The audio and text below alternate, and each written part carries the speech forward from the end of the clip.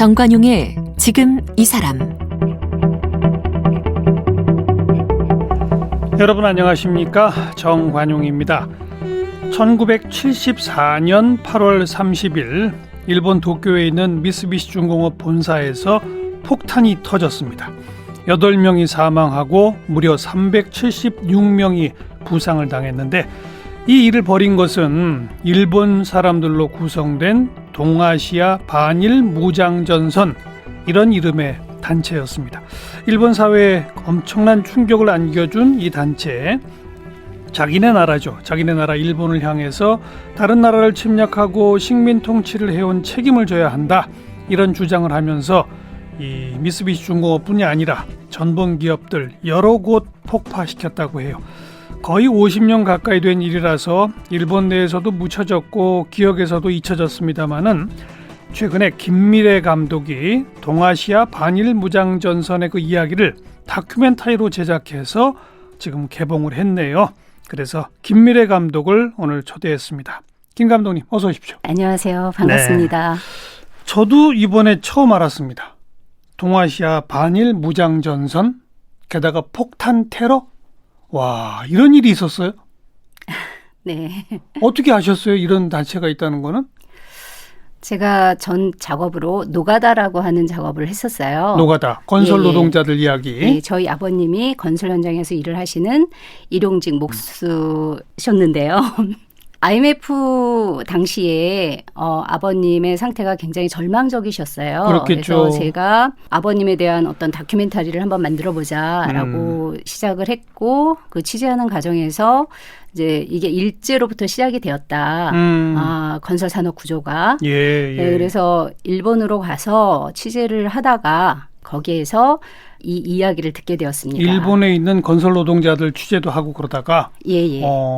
근데 과거엔 이런 일이 있었다. 네. 이 동아시아 반일 무장 전선 최초 결성이 그럼 언제까지 활동했던 겁니까? 동아시아 반일 무장 전선은 1974년과 1975년에 걸쳐서 일본의 젊은이들이 일본의 주요 기업을, 그러니까 전범 기업이라고 하는 주요 기업을 연속적으로 폭파 공격했던 그 자신들의 활동에 붙인 이름인데요. 예, 이들의 활동은 크게 두 가지가 있습니다. 그러니까 하나는 당시 일본 천황에게 전쟁과 전후 책임을 추궁하는 것이었고요. 또 하나는 패전 후에도 이어져 오는 일본 주요 기업, 대기업들의 해외 침략과 식민 지배를 중지시킨다는 것입니다. 그러니까 젊은이들 몇 사람 정도가 모인 단체입니까, 이 단체는? 이것은 단체가 아니고요. 그러니까 무슨 조직 구성이 있어서 회장, 부회장 이런 게 있는 게 아니에요? 예. 어떤 전선이라고 하는 건데요. 그러니까 한 사람 한 사람이 사상으로 무장된, 그래서 그 사상이 하나의 무기가 되어서 전선을 만들어 나간다라고 하는 그런 의미입니다. 그러니까 총 그 가담된 사람 숫자는 몇 명 정도라고 봐야 되는 거예요? 물론 뭐 시간의 시기에 따라서 들쑥날쑥하겠습니다마는. 동아시아 반일 무장 전선이라는 이름으로 활동을 했던 그런 사람들은 공식적으로 7명? 9명. 예. 그러니까 체포 당시에는 부대원들이 7명이었고요. 그 이후에 체포되지 않은 사람까지 포함하면 8명? 예, 8명이네요. 그래요? 네네. 정말 몇 명 안 되는 거네요. 네. 그죠? 어떤 사람들이었습니까? 이 사람들의 그 당시의 나이, 74년, 5년 그 당시의 나이, 그 사람들의 출신 배경, 이런 게 어때요? 이분들은 일본 전후 1948년도에 대부분 태어났고요. 68년, 그러니까 세계혁명의 시기라고 하는 68년이 되었을 때가 20살이었죠. 유럽에서 68혁명 이렇게 불려지던. 그러네요. 예. 근데 일본에서는 그 당시에 전공투라고 하는 그런 운동이 있었잖아요. 대학생들의 운동이었죠. 전공투. 네네. 네.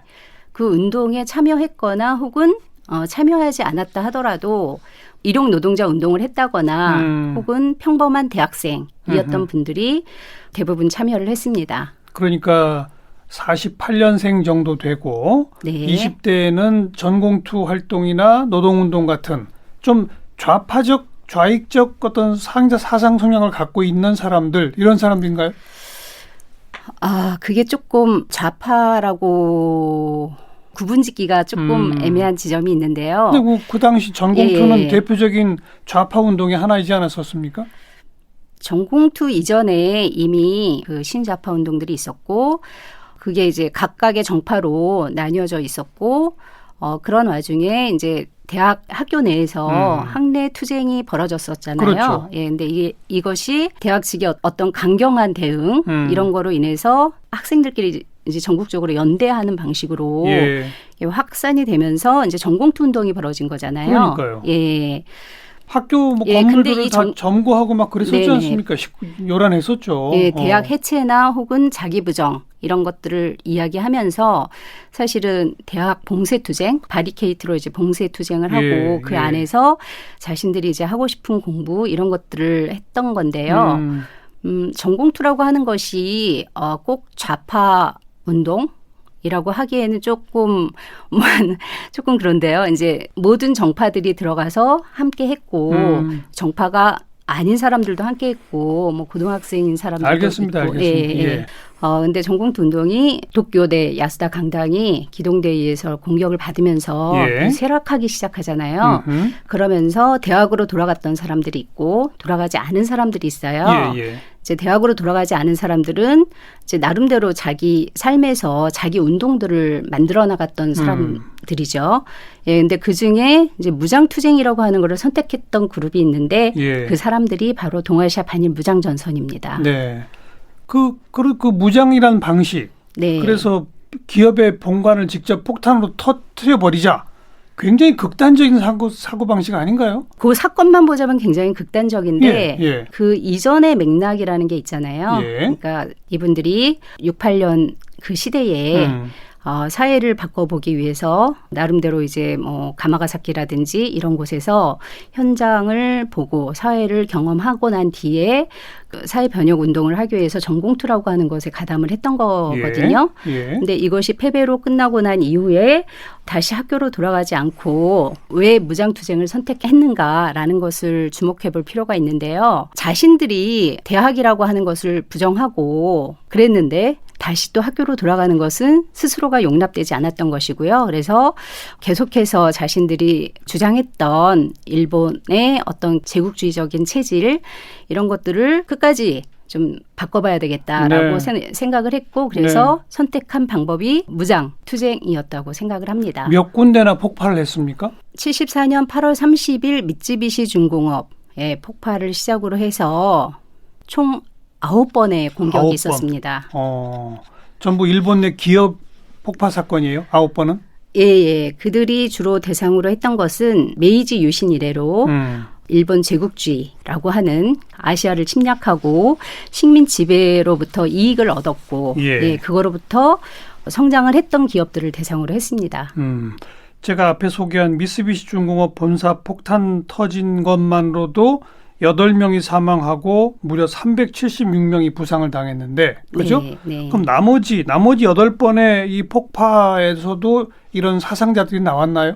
사망자는 나오지 않았지만 아무리 신중하게 하려고 했어도 부상자는 생겼습니다. 어느 정도 숫자가 뭐 이렇게 몇백 명 단위가 돼요? 아니에요. 몇 명 정도. 몇 명씩? 네네.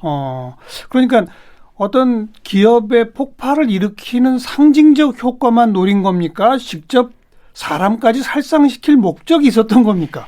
그러니까 사람을 살상시킨다라고 하는 의도는 전혀 없었고. 없었다고 봐야 되겠죠. 예. 그러나 어쨌든 폭파라고 하는 그런 행위가 그런 결과를 초래할 수도 있다라는 것까지 신중하게 생각을 못했던 부분은 있는 것 같아요. 그러니까 사람을 살상시킬 목표를 만약 정했다면 네. 이렇게 무차별적인 사람들을 대상으로 하지 않았겠죠. 네네. 주요 전범 정치인이나 이런 사람들을 향한 무장 공격을 했겠죠. 그죠? 네네. 근데 그런 건 아니었는데 이렇게 많은 사상자가 나올 것을 미리 대비하지 못한 거는 있겠네요. 사실 미쯔비시 중공업 폭발을 하기 위해서 그 건물 현관에다가 시한폭탄을 갖다 놓으면서 여러 가지 배려는 하긴 했어요. 그래서 그 시한폭탄이니까 폭탄이 터지기 5분 전에 미쯔비시 중공업 본사에다가 예고 전화를 한다든지 사람들을 대피시키라고 그리고 이제 그것이 정문이 아닌 그 뒤쪽에 놓는다든지 뭐 혹은 그 시한폭탄에다가 이제 위험물이라고 하는 것들을 표시한다든지라고 했지만 그랬지만 어쨌든 사고는 일어났죠. 그렇죠. 다수의 네. 사상자가 생긴 거죠. 그날은. 네. 근데 이제 그 외에 다른 건물들에서는 그 정도까지는 아니었다. 네네. 그래서 그 이후로 사람을 죽이지 않도록 하기 위해서 이제 현장 조사라든지 혹은 인적이 드문 새벽이라든지 그리고 사람이 잘 드나들지 않는 새벽 주차장이라든지 창고라든지 이런 것들을 상징적으로 하긴 했지만 그럼에도 불구하고 부상자는 또 생겼고 뭐 경비가 갑자기 이렇게 뛰어가다가 다친다든지 이런 것들은 있었습니다. 그러니까 목표는 정치적 상징적 행위인데 네네. 그런데 뭐 인원도 적고 이러다 보니까 아무래도 부상자나 사상자가 생기게 되는 그런 이들도 의도치 않았던 결과라고 볼 수 있겠군요. 네네. 그럼 이 단체 뭐 단체라기보다는 어떤 전선이라고 표현하셨는데 네. 딱 요 건물 9번에 대한 공격 외에는 전혀 다른 활동은 없어요? 이 동아시아 반일 무장 전선 이전과 이들이 체포되고 난 이후에도 폭파 공격이 있었어요. 이후에는 뭐 동아시아 반일 무장전선이란 이름으로도 시행이 됐었는데요. 그거는 동아시아 반일 무장전선의 활동으로 이야기하지 않습니다. 왜냐하면 동아시아 반일 무장전선의 활동은 그러니까 전범 기업들을 대상으로 했던 거고요. 일본이 70년대 당시에 경제적으로 잘 나갔죠. 경제적으로 잘 나갔지만 그것의 토대 그리고 그 전부터 이어져 오는 일제의 역사라고 하는 근본적인 구조 이런 것들에 대한 문제의식이 있었고 그래서 그것이 70년대에도 다시 동아시아 나라들을 대상으로 해서 경제적 침략을 한다라는 판단이 있었기 때문에 그래서 이제 기업들을 대상으로 했던 겁니다. 근데 그 이전이나 이후는 좀 다른 의미의 다른 건물들이었기 때문에 이 활동으로는 포함하지 않습니다. 네. 그럼 이분들은 처음부터 한이고 아까 말씀하신 7명, 8명이 다 모여가지고 우리 이런 취지의 행동을 앞으로 해나갑시다. 제 1호 목표는 미쓰비시, 2호 목표는 어디, 1호는 누가 담당, 2호는 누가 담당 이렇게 한 거예요? 아니면 그냥 각자 따로따로 활동한 거예요? 어떻게 된 겁니까? 처음에는 같이 활동을 하지 않았고요. 각각 자신들의 목표와 날짜를 정해서 각자 행동을 했고요. 그리고 서로 잘 알지 못했지만 이후에 75년도 2월에 하자마구미를 공격할 때는 세 부대가 서로 만나서 함께 공격을 했습니다. 세 부대요? 예. 부대가 따로따로 있어요? 예. 그러니까 이것이 조직은 아니지만 이들의 그 목표, 그러니까 목적이라고 하는 것들을 공유해야만 했기 때문에 74년도 3월에 그 하라하라 도케이라고 하는 도시 게릴라 병사 독본이라고 하는 매뉴얼을 인쇄를 해서 서로 공유를 하는데요. 그 매뉴얼에는 이들이 도시 게릴라 병사로서 어떻게 행동을 해야 되고 왜 우리가 이런 행동을 해야 되는가라는 것들을 이렇게 명확하게 하고 있고 활동 지침서네요. 네네. 그래서 그것에 동의하는 사람들이 각자 제각각 자기의 위치에서 동아시아 반일 무장전선이라는 이름으로 활동을 해 나간다라고 하는 그런 내용이 있어요. 그래서 그 하라하라 도케이라고 하는 그것의 내용에 동의를 하는 사람들이 제각각 자기의 위치에서 자기들이 설정한 목표물을 대상으로 활동을 했습니다. 최초에 그럼 그 독본을 인쇄한 사람은 누구예요? 그 사람이 효실 거 아니에요. 주모자이고. 이게 이제 동아시아 반일 무장전선 늑대 부대라고 하는 이름으로 늑대 부대. 발행이 또 무슨 됐습니다. 부대가 있어요? 늑대 말고? 그래서 늑대 부대라는 이름으로 하라하라 도케이 그 병사 독본을 발행하고 8월 30일 미쯔비시 중공업 본사 폭파 공격을 하잖아요. 그래서 본의 아니게 뭐 사상자가 나면서 이제 약간 성명서 발표가 늦어지고 많은 고민도 있었지만 그 뒤를 이어서 대지의 어금니라고 하는 의미인데요. 대지의 어금니. 부대가 미쯔 물산을 다시 공격을 예, 하고 예. 성명서를 발표합니다. 예. 자신들은 동아시아 반일 무장전선의 일익을 담당하는 대지의 엄니 부대로서 이 폭파 공격을 하고 알겠어요. 예. 그리고 또 마지막 세 번째 그리고 부대는 그 뒤를 이어서 정갈 부대가 등장을 하는데요. 전갈. 네네. 정갈 부대가 최초로 가시마 건설이라고 하는 그 일본의 엄청 큰 대기업인데요. 예. 예, 그 기업을 대상으로 폭파 공격을 하면서 예. 예, 또 성명서를 발표하면서 알겠어요. 정갈 부대가 등장합니다. 늑대 부대, 대지의 어금니 부대, 전갈 네. 부대. 네네. 근데 시작은 늑대 부대였고 네네. 나머지 두 부대는 아마 이 행동을 보고 뜻을 같이 해서 이제 자기들도 나름 독자적으로 활동을 한 거고. 네네. 그다음에 75년에는 이 세 부대가 처음으로 만났다고요. 네네. 아, 이제 대략 그림이 그려집니다. 네. 전원 체포됐나요? 이 사람들? 75년 5월 19일에 대부분 출근길에 7시에서 8시, 9시 사이에 일제히 체포가 됩니다. 그러니까 전모가 밝혀졌네요. 이 공안 당국으로 하여금. 네. 그러니까 한날 한시에 일제히 따로따로 흩어져 있는 사람들을 다 체포한 거로군요. 네네. 지금까지 복역하고 있어요? 아니면 이미 형기를 마쳤어요? 어떻게 됐어요? 일단 늑대 부대원들은 4명이 체포되었지만 두 분은 어쨌든 뭐 이러저러한 이유로 석방이 되어서 아랍으로 가서 일본 적군 활동을 하고 있고요. 중동에서 네. 일본 네네. 적군파 활동? 네네. 어. 그리고 감옥에 있던 2명에게는 사형이 언도되었고요. 예, 네, 예. 그래서 사형을 87년도에 언도받고 두 분이 계셨는데 한 분은 2017년 5월에 도쿄 구치소에서 병사하셨고요. 한 분은 지금 굉장히 몸이 안 좋은 상태로 아직도 계시고요. 그런데 4명이 동시에 다 체포를 했다고 그랬잖아요. 네네. 2명이 사형인데 나머지 2명은 어떻게 석방이 됐나요? 77년도에 팔레스타인을 거점으로 활동했던 일본 적군이 일본 항공을 납치해요. 공중 납치해서 포로 교환으로 해서 초법규적 석방이라고 얘기합니다. 알겠습니다. 네. 일본 항공 납치해서 네. 그 동아시아 감옥에 있는 반일 동지들. 무장전선 2명 풀어다오 이렇게 된 거로군요. 아니요. 동아시아 반일 무장전선만이 아니라 그때 당시에 감옥에 있던 적군파라든지 자신들이 동지라고 생각하는 여러 명의 그 사람들 중에 2명이 동아시아 반일 무장전선의 멤버도 있었습니다. 그리고 또 나머지 뭐 대지의 엄니 전갈 부대원들은 어떻게 됐어요? 대지의 엄니 부대원들은 2명이 이제 체포가 되었는데요. 한 명은 바로 잡혀서 취조 과정에서 청산가리를 먹고 사망. 예. 자살했군요, 그러니까. 네네. 그리고 한 분은 아까 얘기했던 그 77년도에 일본 항공의 공중 납치로 인해서 이제 아랍으로 이제 이분도 또 석방.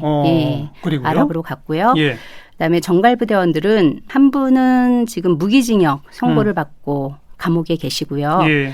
한 분은 형을 살고 나오셔서 지금 일본 사회에 적응하고 계시고요. 한 분은 아직 체포조차 되지 않은 채로 그래요? 예, 있습니다. 어디에 계신지도 모르고 서로 알면 안 된다고 얘기를 하던데요. 일본인지 해외인지도 모르고. 네네. 그러면 이 영화를 만들면서 이 부대원을 직접 만난 거는 그 감옥 살다가 출소하신 분을 만난 겁니까? 네네. 유일하게 그분 한 분을 만난 거예요? 아니요. 대지의 엄니 부대에 그러니까 일본 적군 활동을 했던 그분이 다시 95년도에 루마니아에서 체포돼가지고 일본으로 돌아오세요. 그래서 감옥에서 한 20년 형을 선고받고 계시다가 2017년에 이분도 이제 만기 출소를 하셨어요. 예, 그래서 그분과 출소한 분이 두 분이네요. 어쨌든 네네. 그 두 분을 만나신 거예요? 네네. 그 벌써 한 거의 50년 된 일인데. 다큐멘터리 이걸 만들겠다고 하니 그 두 분은 뭐라고 하던가요? 김 감독님한테. 일단 제가 처음 만난 분은 정갈부대원이었어요. 예. 우가진 히사이치 씨인데요. 이분들의 그 활동 근거지는 일용 노동자 운동에서 시작을 하신 분이거든요. 근데 이전에 제가 2005년도, 6년도에 노가다라는 작품을 가지고 일본 그 인력 시장이라든지 일본 내에서 전국적으로 상영을 한 적이 있어요. 그래서 이 작품을 보셨던 분이고 그래서 저에 대한 이제 신뢰나 이런 것들이 있으셨던 분이에요. 그래서 그렇게 적대적이진 않았어요. 자신의 이야기를 많이 하려고 해주셨는데 제가 잘 못 알아듣기는 했지만. 그러니까 김 감독께서는 이 오래 지난 일을 영화로 내가 만들어야 되겠다. 마음을 먹게 된 계기, 배경 그런 건 뭘까요? 사실 노가다를 만들고 나서 일본에서 현장 상영을 할 때 거기서 활동하셨던 활동가분들이 이 이야기를 해주면서 기록이 됐으면 좋겠다. 뭐라도 이분들이 이제 나이가 들어서 돌아가시고 있고 근데 자신들에게 있어서는 굉장히 중요한 분들이다라고 얘기를 하셨어요. 근데 그때는 제가 이거를 왜 해야 되는지 감당할 수도 없고 근데 일본 사회에서는 이분들의 이야기를 언급조차 할 수 없고 완전히 이제 그 묻어버리고 잊혀지고 있는 상황이 그분들에게는 조금 안타까웠던 알겠습니다. 그런 거였던 것 그 같습니다. 74, 75년 그 당시에는 일본 사회에는 발칵 뒤집혔을 거 아니에요. 네. 일본 사람들이 일본 기업을 이렇게 공격하고 네. 게다가 사상자도 많이 나고 그죠? 일본 사회는 이 사람들을 뭐라고 규정했습니까? 과격파? 일본에서는 그렇겠죠. 테러리스트가 아니라 이제 과격파라고 얘기를 하는데요. 그때 당시에 그때 언론 미디어 보도된 거를 살펴보면 폭탄마, 그러니까 애들이 이제 폭탄 가지고 놀았다. 그러니까 정말 이념도 사상도 없는 그런 사람들로 계속 이야기가 됐습니다. 네. 그리고 그 사회에서는 그냥 묻어버리고. 네. 그리고 일본 미디어에서는 미쓰비시 중공업 폭파 후에 사상자들의 모습이 있잖아요. 그러니까요. 예, 굉장히 많은 유리 잔해들과 거기에 다쳐서 이제 피를 흘리고 있는 사람들 이런 처참한 광경을 거의 한 달 내내 그러니까 보여주면서 계속 반복적으로 그렇죠. 보여줬다고 하고요. 그래서 제가 만났던 그 다이도지 마사시의 법적인 여동생 다이도지 치하루 씨는 그때 당시 고등학교 2학년이었는데 학교에 갔다 돌아오면 항상 그런 모습을 봤다고. TV에서. 예. 그래서 정말 끔찍한 사람들이라고 잠재적으로 각인되어 있었다라고 얘기를 하더라고요. 그래 만나본 그분들은 뜻하지 않게 그렇게 많은 사상자가 난 거에 대해서는 반성하던가요? 아, 그럼요. 고통스럽게 반성을 했죠. 이제 제가 주목했던 부분도 그 부분인데요. 당시 사건 이후에 체포가 되고 나서 감옥에 갇혀서 자신들이 했던 행동들에 대해서 되돌아봐야만 했잖아요. 그럼요. 예. 근데 결국 두 가지가 있는데요. 사상자가 남으로 인해 자신들이 의도했던 의미 이런 것들이 전부 차단돼 버렸다. 그렇죠. 그리고 그것이 더 이상 이제 사람들의 귀에 들리지 않게 되었다라고 하는 그런 거가 있었고 당시 어쨌든 사상자가 난 거에 대해서 바로 즉각적으로 사죄하고 그리고 나서 거기서 뭔가 더 자신들이 하고자 했던 행위들을 더 해나갔어야 되는데 그때 그 너무 당황하고 이래서 그리고 이제 좀 밀린다라는 생각 때문에 너무 그 보도나 이런 것들이 끔찍해서 아마 더 강하게 대응을 했던 부분에 대해서 좀 반성을 했고요. 그리고 감옥에 계신 분들은 그 긴 시간을 40여 년을 감옥 안에서 이제 그분들과 계속 자신들이 죽이거나 혹은 다치게 했던 분들을 계속 만나야만 했던 거죠. 마주해야만 했던 시간들이 굉장히 고통스러웠고 그래서 그것이 하이쿠시라든지 이런 것들에 되게 잘 표현이 되고 있습니다. 그 고통들이. 어찌 보면 지금 현재 일본 사회에도 물론 다수는 아닙니다만은 이른바 평화 세력이 있잖아요. 과거 일제 침략 전쟁에 대한 반성 그리고 지금 다시 일본이 뭐 헌법까지 개정하려고 하는 거에 대한 반대 이런 시민 세력이 분명히 있지 않습니까? 그 세력들과 사실은 함께 쭉 이어져 왔어야 될 분들인데 뜻하지 않은 이런 사상 사건 때문에 그게 안 된 거로군요. 그죠? 아, 네네. 그리고 이분들이 또 전선을 확실하게 그었던 부분들이 시민사회로부터 벗어난 그 비합법 투쟁이라고 하는 이런 것들을 했기 때문에 시민사회 운동가도 당시에는 되게 그 적대적인 그런 비합법 무장이라는 방식을 선택할 수밖에 없었던 이유는 뭐라고 말하던가요? 자신들이 전공투 내에서 바리케이트 봉쇄 투쟁을 하면서 그 안에서 했던 이야기들이 있잖아요. 그러니까 대학이라고 하는 것이 결국 일본 제국주의를 떠받치는 그런 엘리트들을 또 생산하고 있고 그리고 일본은 근본적으로 제국주의라고 하는 역사를 지금도 현재도 예, 이어가고 예, 있다. 예. 그러니까 이걸 근본적으로 바꿔내지 않으면 안 된다라고 하는 문제의식에서부터 그냥 말로만 외쳐서는 안 된다. 네네 시작을 했는데 이 운동이 좀 쇠락하면서 다시 돌아가지 않고 이제 이런 택했던 길이 무장이었던 거는 그거를 끝까지 해내기 위해서는 시민사회로부터 벗어난 운동, 그러니까 비합법적인, 그러니까 제도적인 틀내에서 할 수 없는 운동을 해야만 했던 것 같습니다. 그러면 승리할 거라고 생각했나요? 승리 이런 거 이분들의 글들 이런 것들을 읽어보면 그런 사회주의 혁명이라고 하는 것과 굉장히 다른데요. 예. 그러니까 미래의 어떤 그림, 미래의 전망 이런 것들이 전혀 없었어요. 그냥 단지 이 충격파를 안 진다? 네, 일제의 역사를 중단시키기 위해서 지금 무엇을 해야 하는가라는 예. 거에만 주목을 했던 것 같습니다. 지금 무엇을 해야 하는가? 예, 지금 나는 비합법 무장투쟁을 해야 한다. 네. 그냥 거기로군요. 네네. 그걸 통해 뭘 이루겠다가 아니고. 네네 중단시킨다였던 거예요. 일제라고 하는 그러니까 그 제국주의를 중단시킨다는 거잖아요. 네네. 근데 내가 비합법 무장투쟁을 하면 그걸 중단시킬 수 있다고 믿었던 건가요? 그렇지 않을까요? 그래도 뭔가 이분 글들 중에 이런 것들이 있는데요. 그러기 위해서 성공할 수 있다 없다가 아니라 해야만 한다. 네, 해야만 한다. 하려고 했다가 아니라 했다라는 것을 알겠습니다. 보여줘야 된다.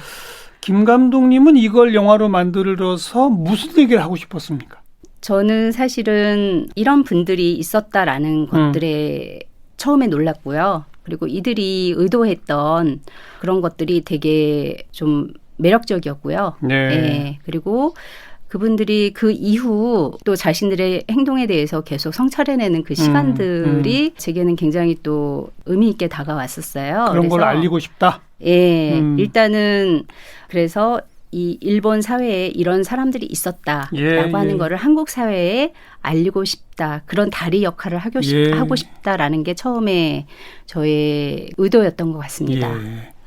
혹시 일본에서는 개봉 못 하나요? 일본에서는 내년에 개봉을 예정하고 있는데요. 그래요? 네. 이걸 개봉 상영할 극장들이 있어요? 지금 일본 사회 분위기에서? 여기에 출연해 주신 분들이 원했고 그리고 그분들이 이제 그것들을 해나가려고 하고 있기 때문에 저는 지금 맡기고 있는 중입니다. 맡겨놨는데 아무튼 네. 가능성이 있다? 그분들이 돌파구를 찾겠죠. 네, 알겠습니다.